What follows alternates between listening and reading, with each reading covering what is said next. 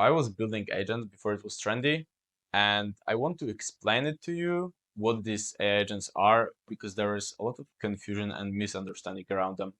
I will do it in 3 steps. We'll start by the use cases because obviously they are not perfect and suitable for every scenario. Then we'll move on how they work and how they operate under the hood to understand all the basic concepts. And last but not least, I want to show you how you can build one for your business. Either you're technical or non-technical person. I will show both the code and no-code approach. And if you get confused on the way, you can just download the template that I use for building AI agents.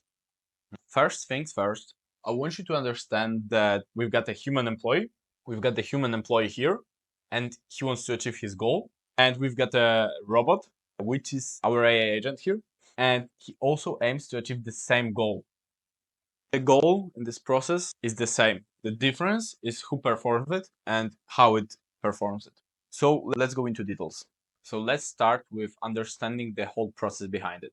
The goal is to take the list from the Excel and reach the data and input it into the Excel back. So what needs to happen in order for human to achieve this task? So we're going to compare these two processes, and let's start with human. Here we've got the Excel. Human would take one row at a time, then go into the web and put this link, then go into this website, and then what he needs to do is to verify if this website belongs to this company. So the employee would verify the website, and then after verifying, so confirming this website belongs to this company, he goes to the next step, the 4th step, which is basically going through a lot of pages. So the employee goes to products, he goes to home page, to about us, to different products, to categories. He finds all this data, and then finally he can put it all together and put it into the Excel spreadsheet. So achieve his goal here by putting this data into the Excel spreadsheet with all the descriptions we were talking about. There was in this use case basically there was a lot of data, a lot of descriptions, a lot of manual writing, sometimes translating these websites. So it took a lot of time. So let's say that for a human, for one website, let's say it's skillful, trained worker that knows where to look for everything. Let's say it's 10 to 15 minutes. So now we're doing this for the agent. So the same thing, same first step is basically an Excel spreadsheet. And from this Excel spreadsheet, we're taking one row at a time and we're going to the website. But now it's all performed by computer program. Nothing happens here manually. So it automatically goes from the Excel spreadsheet to the website. Then we scrape all the links. So finally an agent appears here, and this agent basically decides which links to scrape. Because think about it, we don't want to scrape, meaning take all the links from the website. It's gonna be like what, hundreds of thousands for some websites. Links. Imagine Amazon and scraping the entire Amazon. It would take years probably. So we don't even live that long probably. The agent knows that I aim to achieve this goal. So which links are most likely to have the information that I need in order to get the smallest possible data set, but to increase the likelihood of achieving this goal. So let's say he takes 3 links and then he takes a look at this data.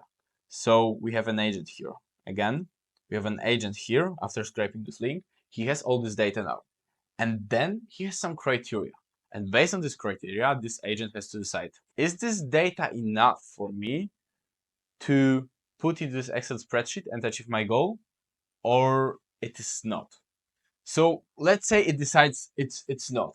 So then it goes back to the agent with the data, and then this agent thinks, so I've got all this data, but I still lack this data against some specific criteria. So I'm gonna scrape link 1 and link 2 additionally. The link is scraped again. We go to this agent, and now this agent decides, finally I have all this data I need to put into the Excel spreadsheet. And the data comes here and here and here. If it's no, it's loop here, so it's happening again and again until we achieve the same result as human would. So this is how the process looks, and in terms of time, this one for one website takes 15 seconds tops, depending on how big is the website.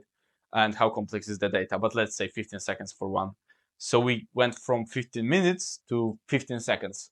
Now you can do hundreds of leads a day, and it's all running with clicking one button. So that is the power of AI agents, and that is what they can do. So the business use case is huge. That is for me. If you disagree, please do, please share. Try to explain it as best as I could, but I know it may be confusing a bit. So you also have this framework in the description. So feel free to take it. It's totally free. So let's now discuss what these agents actually are and what's the definition of it. And just a disclaimer, everyone has his own definition. It's kind of new concept, but connecting all these similarities, it's my definition of AI agent. And this is how I understand it. So we've got this cute little agent here, right? It's our agent. So you need to understand the concept of LLMs and its large language model. When you use ChatGPT, you basically talk with large language model, which simulates the human intelligence by communicating.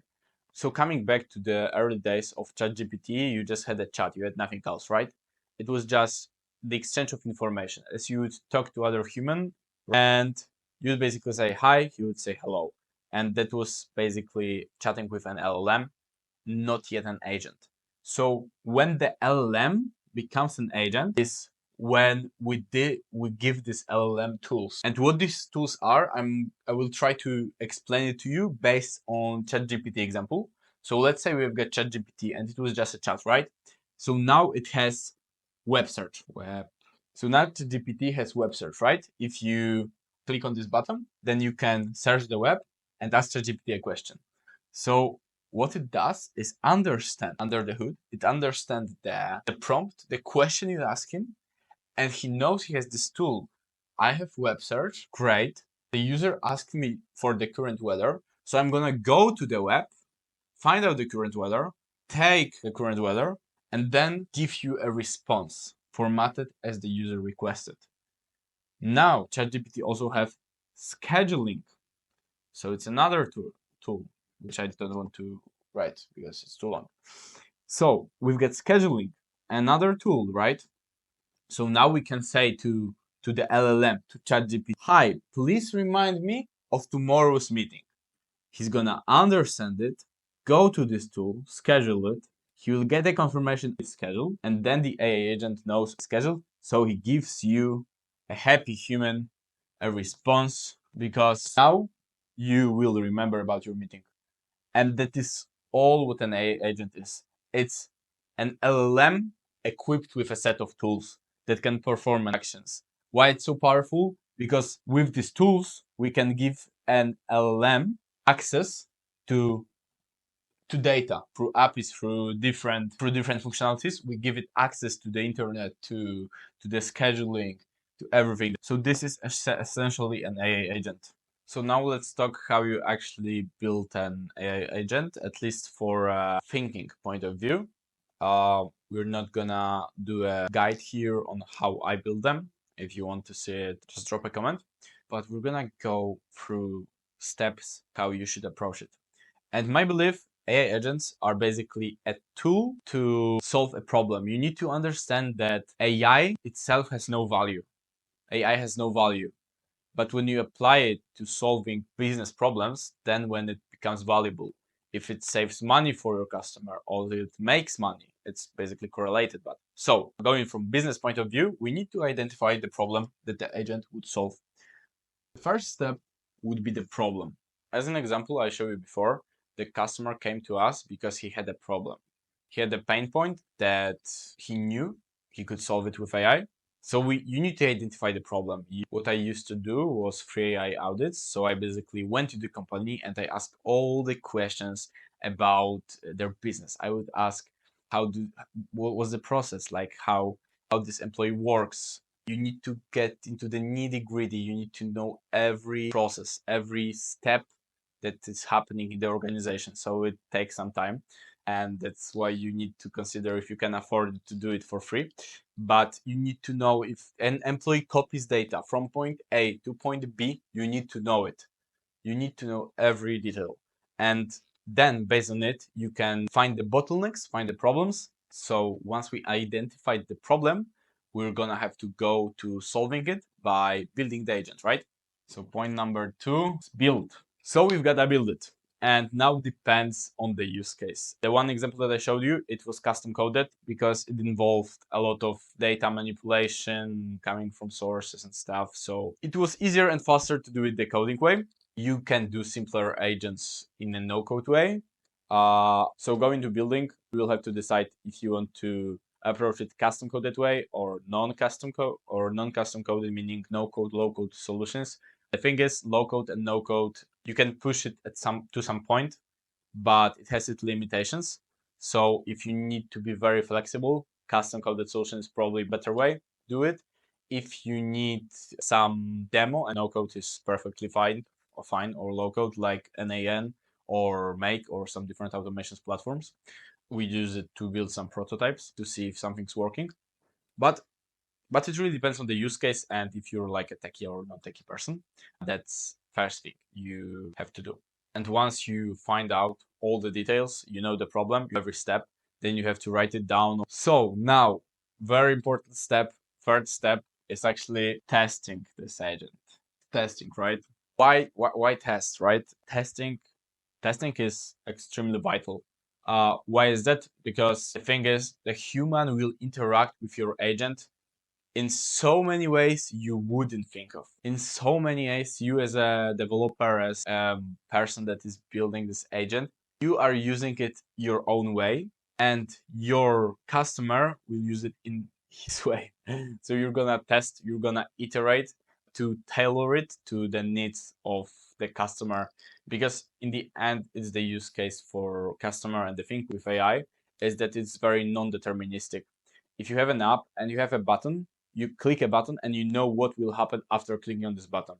If you have AI, you can prompt it, you can tell it in so many ways to perform a task, and the AI then thinks in so many ways that you have to avoid the hallucinations and test it in order to tailor it to the needs and to the person that is using the agent. And the last, fourth step, deploy. So the last step is deploy the agent, publish the agent, make it accessible to the world, make it public, and just make it usable. So after you've done all the testing on your site, you deploy it, you publish it, you go to your customer, and then you refine it based on his need. And these are the 4 core steps you take to build an agent. So I know it may be a little bit confusing at some point. So that's why you have this free link in the description to get the framework for building the agents. It's more detailed. You have the tools there outlined, the no code and code solutions, how I would approach some problems. So you might find it helpful. So feel free to grab it. It's totally free. So that's all, and take care.